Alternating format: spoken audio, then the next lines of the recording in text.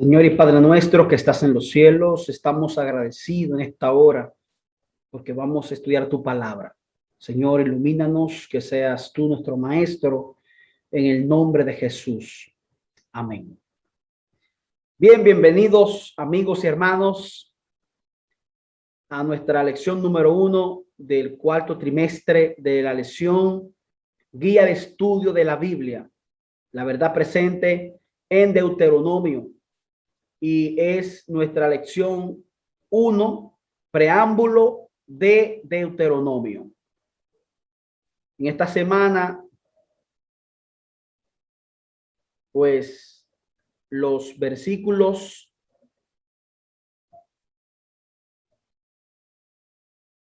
que esta lección va a analizar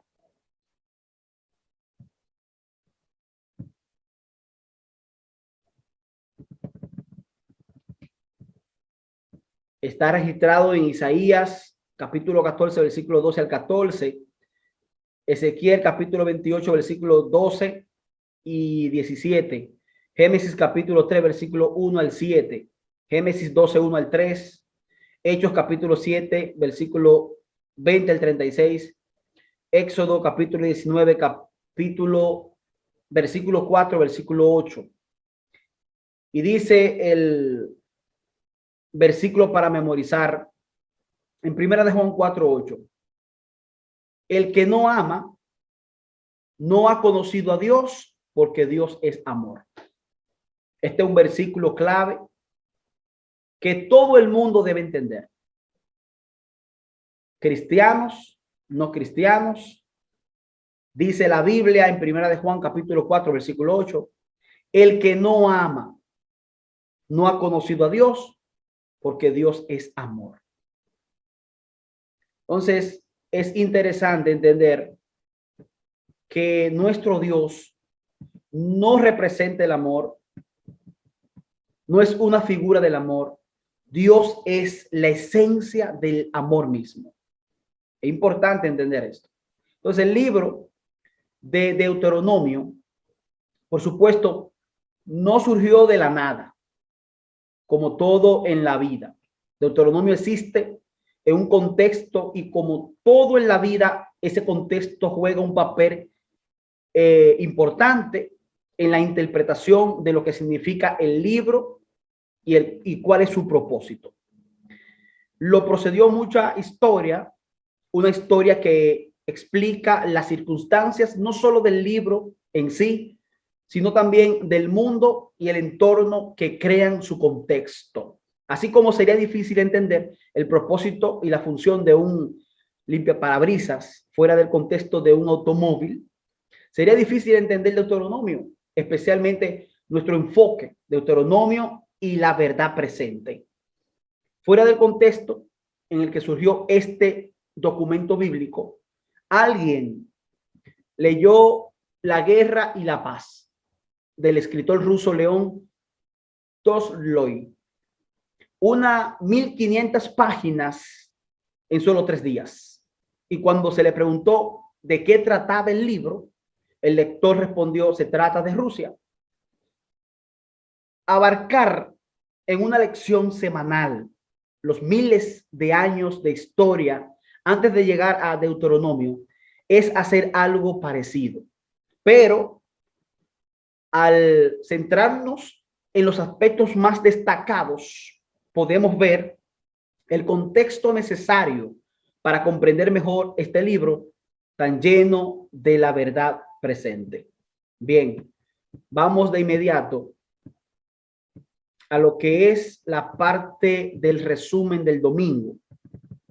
Amar y ser amado. Recuerden que el versículo clave es este: el que ama, el que no ama, no ha conocido a Dios, porque Dios es amor. El mundo está farto de este amor de Dios. Mira cómo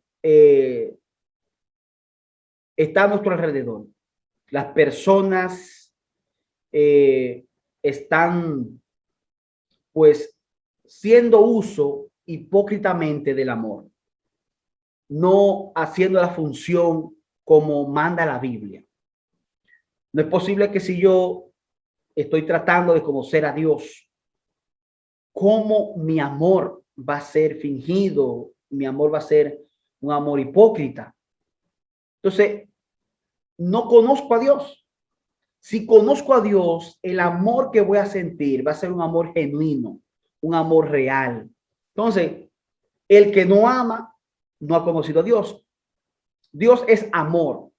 Por más sencillas que sean esas tres palabras, la idea está detrás de ellas. Es tan profunda, tan insondable que apenas podemos captar sus implicaciones. No nos dicen que Dios ama, ni que Dios revela amor, ni que Dios es una manifestación del amor, sino que Dios es amor. Es amor como si el amor fuese la esencia de la identidad de Dios mismo. Como seres humanos caídos, con solo unos pocos kilos de tejido y sustancias químicas en la cabeza en lo que captar la realidad, simplemente no somos capaces de comprender plenamente lo que significa Dios es amor. Si el ser humano, si el mundo comprendiera realmente lo que significa Dios es amor, pues nosotros estuviéramos caminando bajo la dirección de la obediencia hacia Dios.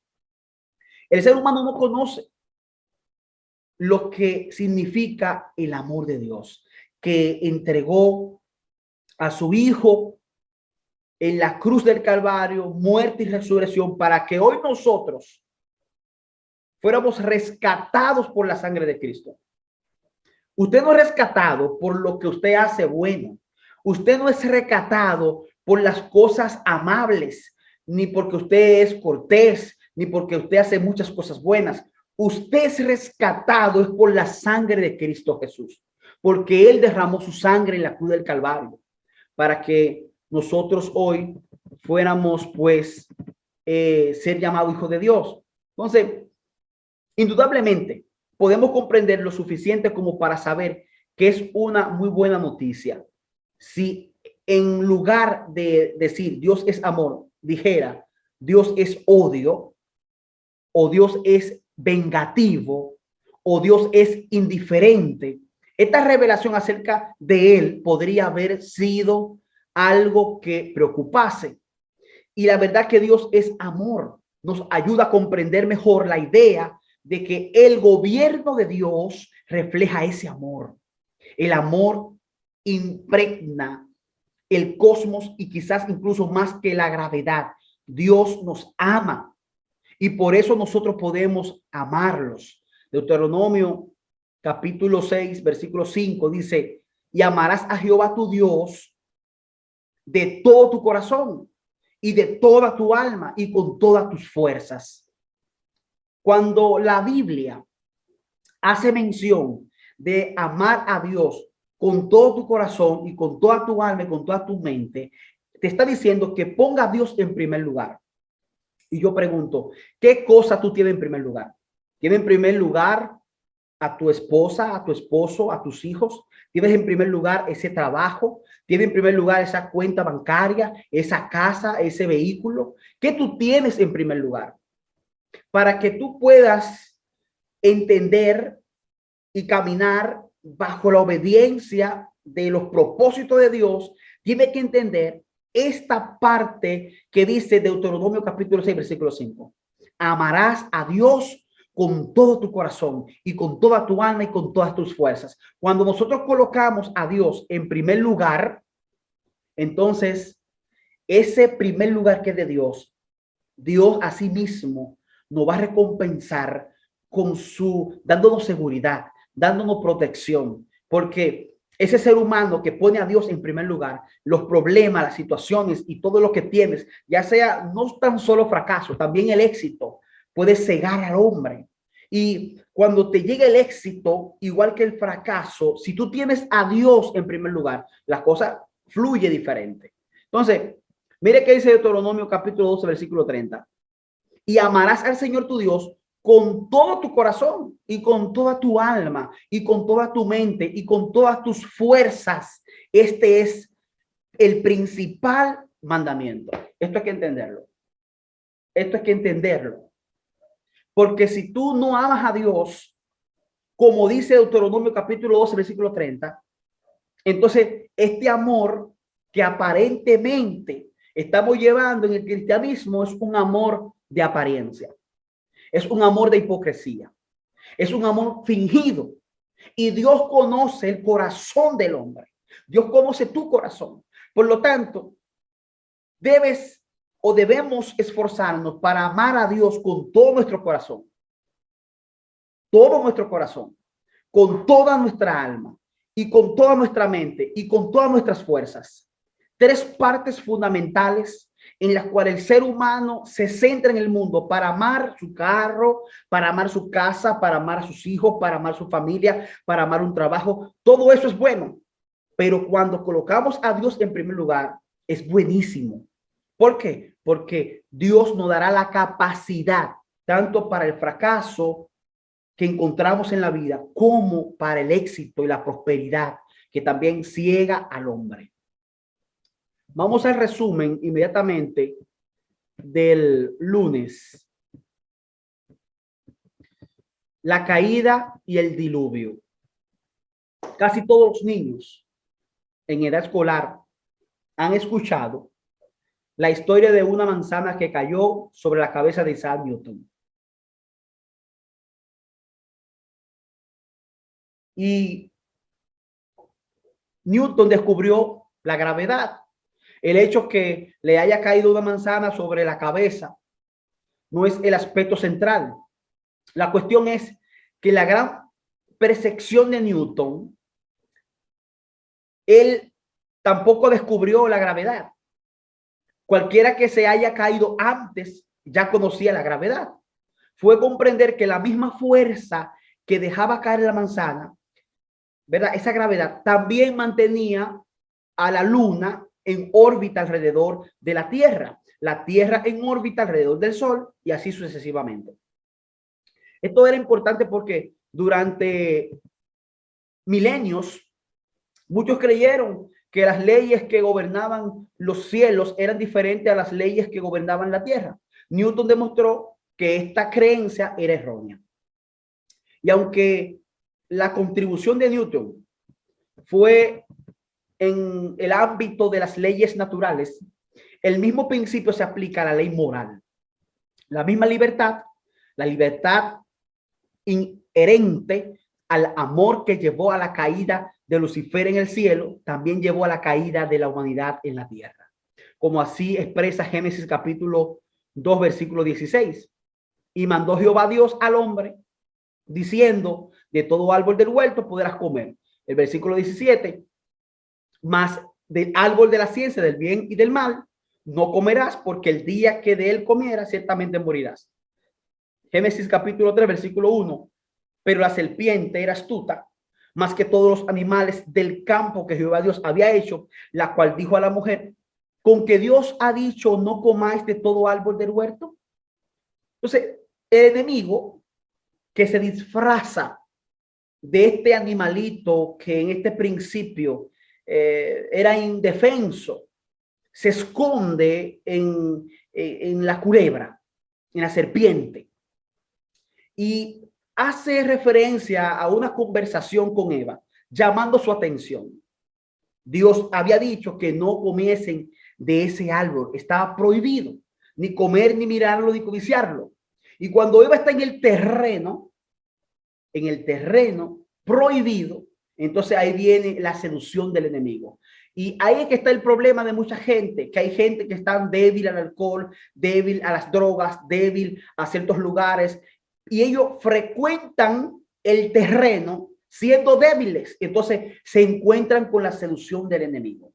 En esta ocasión, Eva, Adán, ellos tenían prohibido comer de este árbol, podían comer de todos, menos de este. Pero mira cómo el enemigo llega y voltea la propuesta diciendo a Eva, con que Dios ha dicho que no comáis de ningún árbol del huerto. No, esto no fue lo que dijo Dios, pero esto era lo que él dijo para acaparar su atención. Automáticamente ella quiere explicarle lo que Dios no dijo ya el enemigo pues tiene la ventaja de la altimaña porque logró llamar su atención. Lo demás, cuando el enemigo logra llamar tu atención y tú tratas de explicarle, ya tú estás engañado. Porque lo que pasó allí fue que automáticamente ella comienza a seducir ese fruto prohibido y comenzó a codiciarlo hasta comer de él. Y entonces el mismo proceso lleva esta mujer este fruto prohibido a su marido y también lo hace caer. Ahí cayó en desgracia la humanidad. Ahí cayó esa relación que tenía estos humanos de este principio, Adán y Eva, habían roto esa relación personal que Dios había construido todo para ellos. El enemigo vino como llega un intruso a romper esa relación. Entonces, lo peligroso de hoy es que se sigue repitiendo lo mismo. El ser humano está en un terreno prohibido y constantemente el ser humano entre los terrenos prohibidos y el enemigo viene a tentarle, viene a seducirlo, viene a llamar su atención. Vemos cómo está el mundo, la música, la moda, el arte y todo lo que tiene que ver con lujuria, con gloria, con vanagloria. Y la gente está buscando poder, la gente está buscando gloria, la gente quiere que le adore. Esto es peligroso porque toda la gloria pertenece a Dios, toda la alabanza, toda la exaltación, toda la majestad pertenece a Dios. Pero como el enemigo tiene este problema desde el cielo, ha querido introducirle al ser humano que debe ser adorado, que debe ser venerado, que tú tienes que buscar gloria. Una posición del enemigo, de Satanás, que le ha puesto en la mente al ser humano. Por eso es que es bueno entender que Dios nos está llamando a que estemos a la derecha, que estemos a su lado, que seamos hombres y mujeres que no podamos doblegarnos a las peticiones del mundo, sino que podamos buscar la gloria de Dios. Vamos a ver el resumen de la lección del martes. Resumen de la lección del martes que se titula El llamado de Abraham. Génesis capítulo 12, versículo 1. Abraham, que posteriormente se llamó Abraham, aparece por primera vez en la genealogía de Génesis 11, que viene inmediatamente después de la mención de la dispersión de Babel. Entonces, Génesis 12:1 al 3, ahí está el llamado que le hace Dios a este hombre. Pero Jehová había dicho a Abraham, vete de tu tierra y de tu parentela y de la casa de tu padre a la tierra que te mostraré. Abraham era un hombre riquísimo de la época. Abraham era un hombre importante. Abraham, en ese principio, antes de que Dios lo llamase, Abraham no conocía a Dios. Abraham adoraba ídolos. Abraham estaba en Ur de los Caldeos. Allí estaba su vivencia, su convivencia, su riqueza. Lo tenía todo. Sin embargo, Dios hace un llamado a este hombre. Y cómo este hombre dejó todo lo que tenía para creerle a Dios. ¿Será que habrá un hombre en esta generación que va a dejar todo lo que tiene por cumplir el llamado de Dios?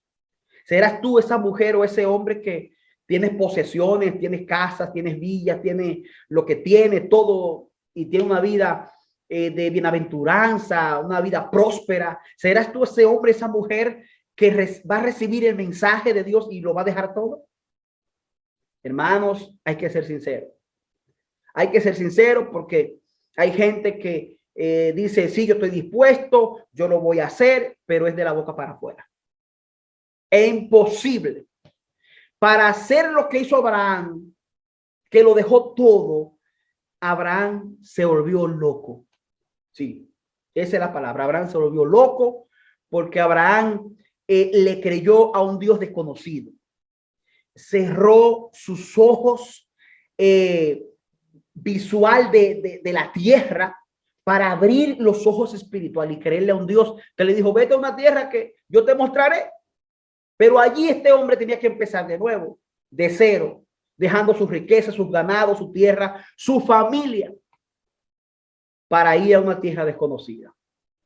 Muchos siglos después, el apóstol Pablo, al tratar de oponerse a la herejía que estaba afectando a los Gálatas, señaló el llamado de Abraham, mostrándolo como una expresión temprana de lo que siempre habían sido las atenciones de Dios.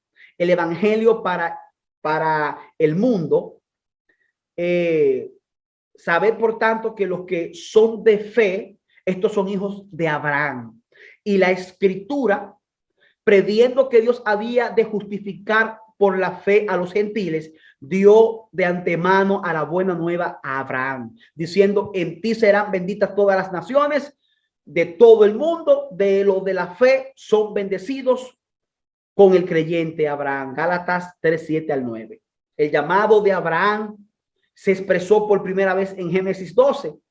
El resto de Génesis es mayormente la historia de sus descendientes directos, una simiente disfuncional tras otra que creaba una familia desordenada tras otra, y sin embargo a través de ellos la promesa finalmente se cumplió al llegar el momento crucial con el llamado de Moisés. Noten que Dios toma en cuenta al ser humano imperfecto, nosotros creando familias disfuncionales, nosotros con todos los riesgos que tiene el mundo, la batalla que tenemos con el enemigo. Sin embargo, Dios pone su confianza en el ser humano. Y así como le hizo un llamado a Abraham, siendo un ser humano imperfecto, porque déjenme decirle algo, estos hombres que tuvieron el llamado por Dios, no eran hombres seleccionados, no eran hombres que tenían algo especial, no, eran hombres común y corriente como tú y como yo. Ahora bien, ¿estás tú dispuesto a dejarlo todo por Dios? ¿Estás seguro? Entonces, esta es la posición más importante. ¿Qué yo estoy dispuesto a dejar para cumplir el propósito de Dios? ¿Estás tú apegado tan profundamente a las cosas materiales? ¿Qué es lo que más tú aprecias? Cuidado, porque Dios, cuando hace un llamado, a su vez te puede probar y tú mismo puedes entender que amas a Dios o no lo puede amar. Es interesante entender esto. Por eso es que es importante, como decía al principio, colocar a Dios en primer lugar. Bien, vamos al resumen del miércoles. Resumen del miércoles, hermanos y hermanas, señores y amigos, recuerden que estas lecciones, este material, usted lo va a estudiar día por día con su Biblia y va a profundizar más detenidamente. Nosotros lo que hacemos aquí es un pequeño resumen con un pequeñito comentario para hacer pues un análisis de lo que es o lo que va a ser la lección de la semana.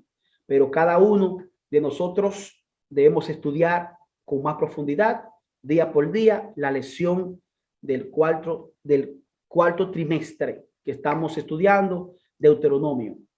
Bien, entonces dice aquí el pacto del Sinaí.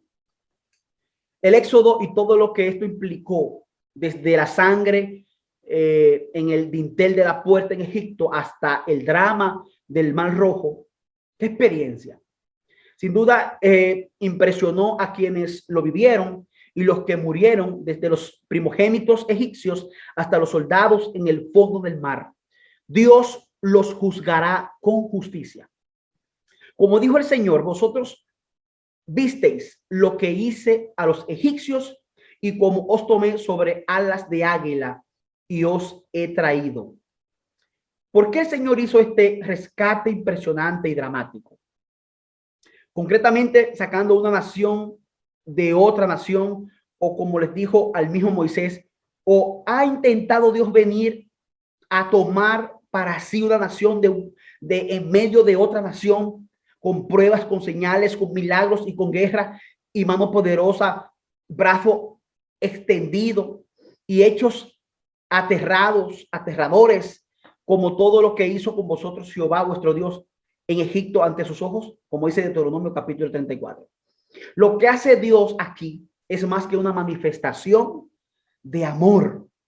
Porque recuerden que este pueblo que pasó de huéspedes a ser esclavos, cuando José llega a Egipto como que vendido por sus hermanos, recuerden, y pasó todo lo que pasó, cayó preso por ser fiel a Dios, por no tomar una mujer ajena, esposa de Potifar.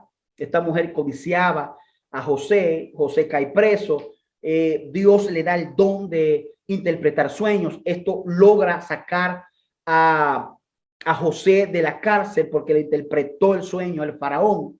El faraón lo recompensa como un gobernador. Él se trae toda su familia, ¿verdad? A sus hermanos, a sus ingratos, ¿verdad? Y trajo a su padre. Y bueno, allí esta nación crecía. Esta generación creció fuertemente en Egipto, pero murió José, murieron los descendientes. El faraón que subió en ese momento no se acordó de José. Y había un gran temor porque este pueblo estaba creciendo y se decía, bueno, en un momento este pueblo puede hacer una rebelión y quitaron el país. Entonces pusieron a estos hombres a trabajar con pesadas cargas, se le pusieron capataces y ahí lo obligaban hasta convertirlo en esclavos. Dios lo que hace, que pasó un tiempo muy largo, casi 400 años, y sacó con mano fuerte, con señales, con muchas fuerza, saca al pueblo de Egipto, lo lleva al desierto, a una tierra que fluye leche y miel, pero pasó un proceso de más de 40 años, porque ellos eran cabeza dura, hermanos, eran gente que en un momento adoraba a Dios y en otro momento pues se olvidaban de Dios y comenzaban a adorar un becerro de oro, comenzaron a hacer fornicación, adulterio, todo aquello, y se olvidaban de Dios. Y pasó un proceso de 40 años, hasta que finalmente Dios levanta a Josué y lleva a los descendientes de los descendientes de los descendientes y llega a este pueblo prometido. Pero pasó un proceso muy fuerte.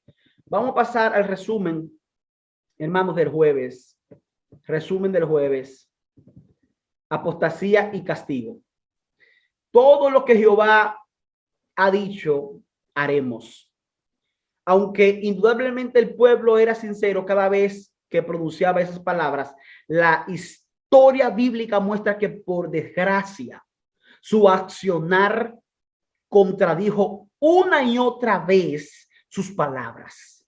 Aunque eran el pueblo elegido, Israel, aunque habían concertado libremente el pacto con el Señor, no cumplieron con su parte del trato, que en realidad se reducía a una sola cosa: obediencia. Dios quería que su pueblo le amara de verdad.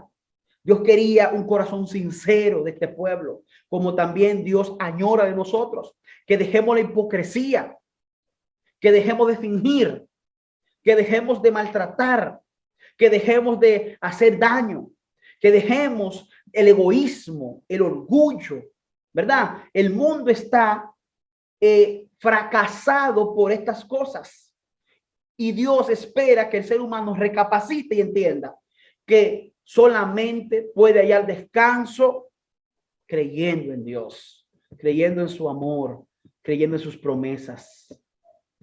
Entonces, como ahora muy a menudo la desobediencia surge no solo de una rebelión abierta, aunque eso de hecho también ocurre, sino de no confiar en lo que Dios nos dice.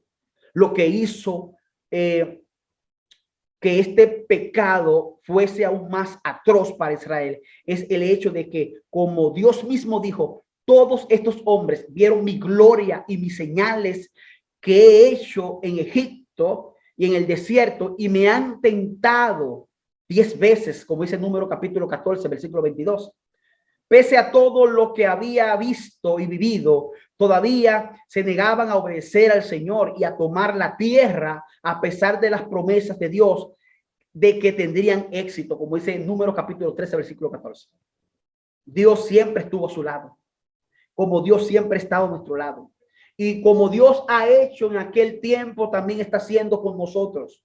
Dios también nos amonesta con amor. Dios también ha levantado la iglesia, ha levantado los estudios bíblicos, ha levantado el cuerpo misionero, ha levantado a los pastores, ha levantado a los laicos, ha levantado conciertos, campañas evangelísticas y todo este método espiritual para que el hombre sencillamente pueda captar que Dios le está llamando.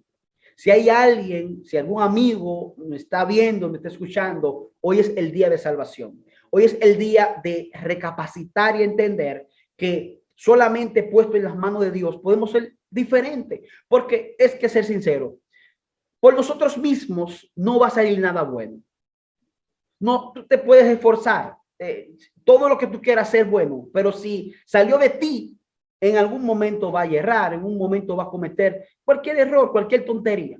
Pero cuando nosotros lo colocamos en las manos de Dios, esta cabeza dura va a entender y va a comprender, porque Dios nos va a enseñar con amor, nos va a disciplinar, porque vamos a esperar el cáncer, vamos a esperar la enfermedad, el diagnóstico, vamos a esperar el accidente, vamos a esperar la crisis, vamos a esperar el divorcio. ¿Qué vamos a esperar para buscar a Dios? Si lo más importante es ahora, querido amigo, querida amiga. Finalmente, el resumen del viernes. Bien, para estudiar y meditar, para un estudio más profundo y bien elaborado sobre el tema del gran conflicto basado en la idea de que Dios es amor y escrito por una adventista del séptimo día, ver el conflicto de los siglos, ¿verdad? Escrita por Elena de White. El hecho de que esta obra haya sido publicada por una editorial no adventista muestra que una buena erudición bíblica puede revelar la realidad del gran conflicto descrita en las escrituras. En resumen, sostengo que el amor de Dios está en el centro de una disputa cósmica y que el compromiso de Dios con el amor brinda una razón moralmente suficiente para que Dios permita el bien, con ramificaciones significativas para entender que la providencia divina opera dentro de lo que yo llamo regla del juego del pacto. El decreto de que Israel no entraría en Canaán por 40 años fue una amarga desilusión para Moisés, Aarón, Caleb y Josué, pero aceptaron sin murmurar la decisión divina. Por el contrario, los que habían estado quejándose de cómo los trataba Dios y declarando que querían volver a Egipto, lloraron y se lamentaron grandemente cuando les fueron quitadas las bendiciones que habían menospreciado. Se habían quejado por nada y ahora Dios les daba un motivo para llorar. Si se hubieran lamentado por su pecado cuando les fue presentado finalmente,